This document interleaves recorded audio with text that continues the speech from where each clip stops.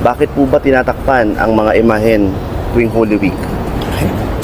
Ang pagtatakip ng mga imahen, lalo na yung mga krus sa loob ng simbahan, ay isang matandang kaugalian ng simbahan na nagsisimula tuwing yung tinatawag nating Passion Tide.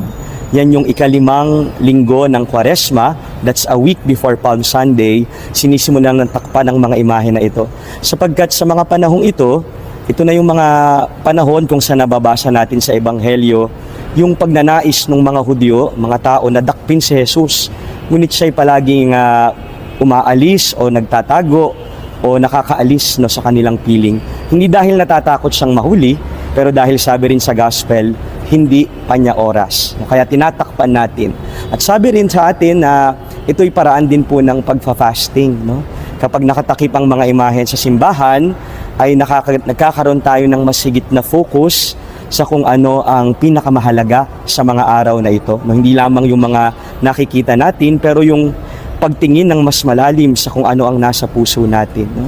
Hindi lamang yung nakikita ng ating mga mata, pero yung nakikita ng ating pananampalataya. Kaya yung pagtatakip ng mga imahen, yan din po ay paraan para magturo sa atin ang simbahan ng mga pinakamahalagang bagay na dapat nating pagtuunan ng pansin ngayong mga mahal na araw.